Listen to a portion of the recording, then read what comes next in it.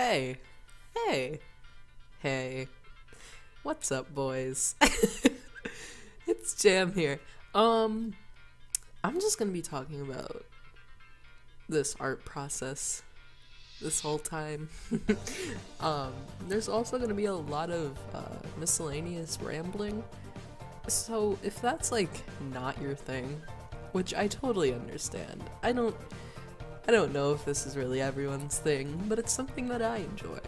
Um, yeah, if this isn't your thing, then just mute the video or just go to a different video. I won't care. It's okay.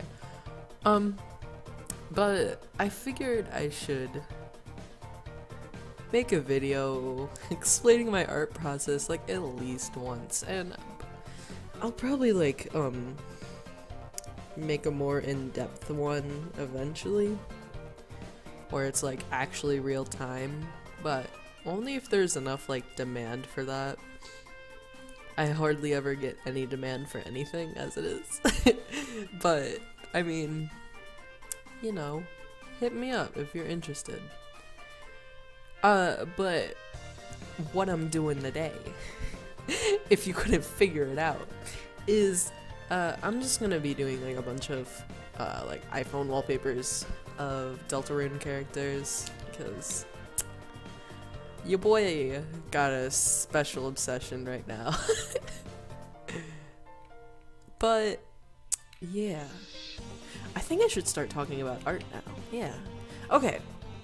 So while I'm doing Chris here, I'd already gone through the sketch and the line art, so I guess I'll talk about that later. But right now I'm filling in color.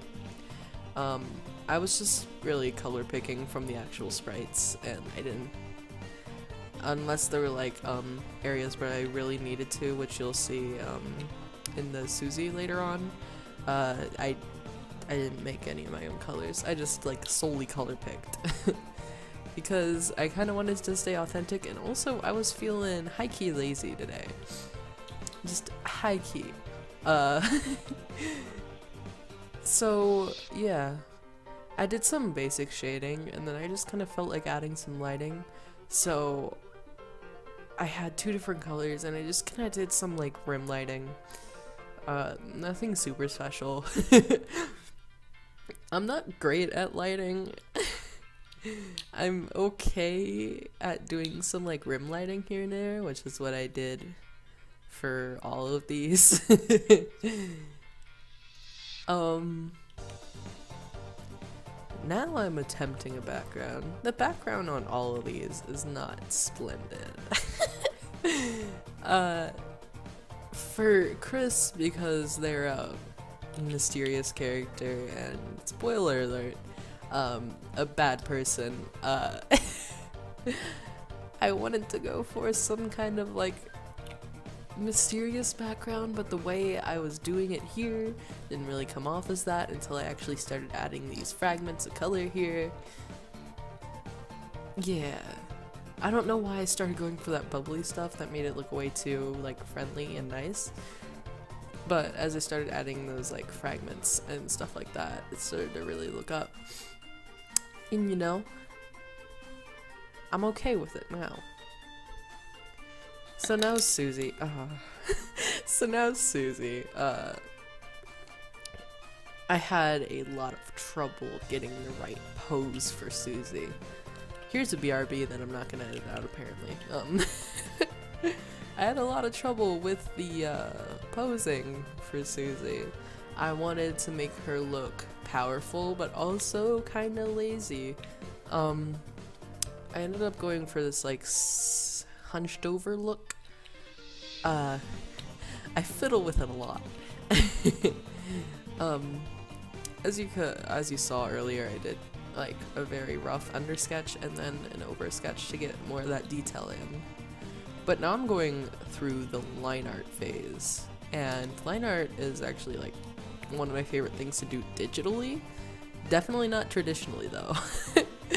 But I love doing it digitally. So I just went for the like standard pen tool on Fire Alpaca for this one. And I actually, something I've been doing a lot more frequently lately is like, if you go into the settings for the tool, you can like have the minimum width be not 0%. You can toggle the minimum width, and I've been doing that a lot lately, but I didn't do it here because I wanted these characters to look a lot more edgy, you feel? Yeah, I forgot to do her anklets, or her bracelets, so I put them back in. But yeah, here's more color picking. And forgetting a bracelet again.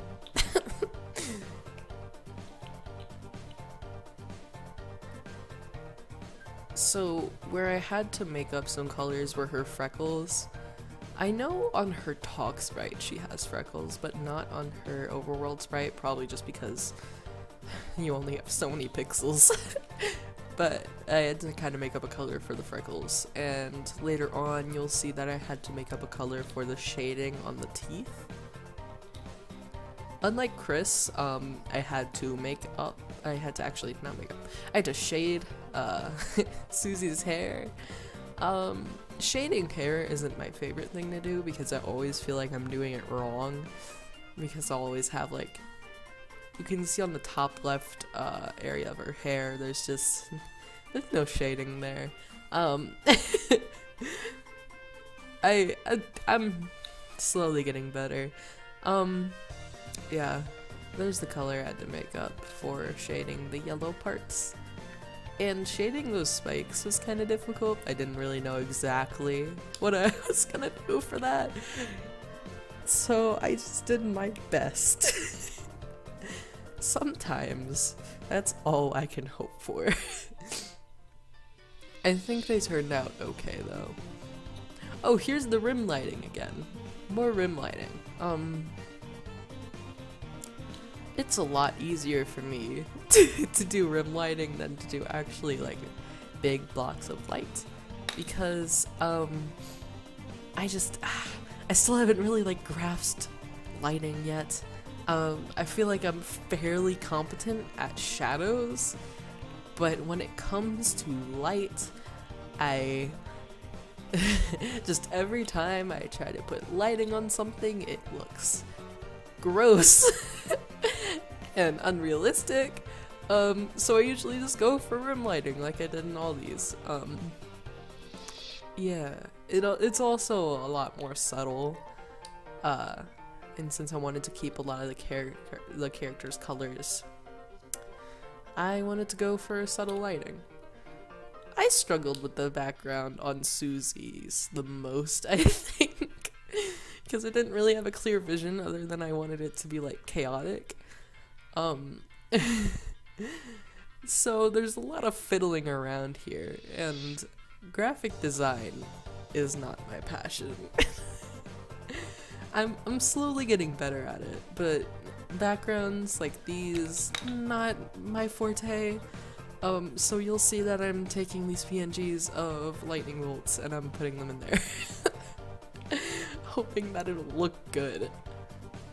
So yeah, that's basically Susie done. Oh, I added some like pixely mess and made it look a lot better. I think I mosaicked that kind of outline too, for more of a pixely mess.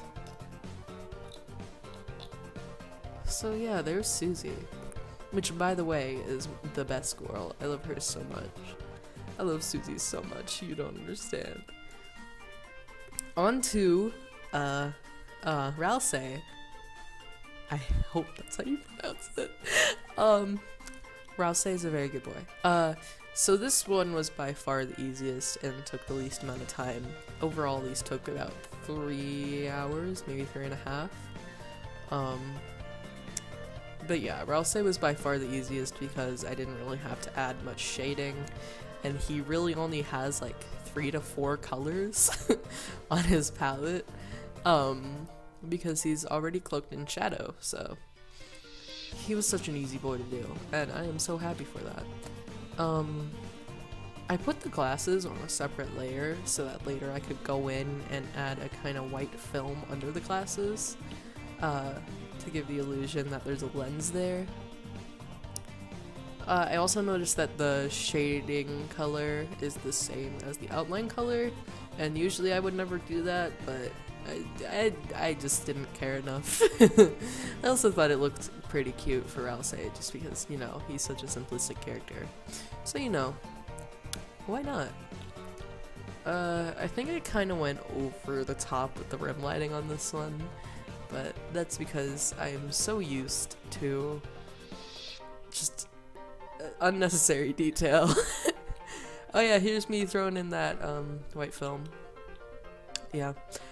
The background on Ralsei's was also very, very simple. I just kind of went for some very subtle... Oh, here I'm like trying to do like some magical fire or whatever, but that didn't work out. I ended up trying to go for a very subtle kind of faded cityscape in the background. Yeah, which we'll see right now. I don't know how good that effect was, because I ended up making it really transparent.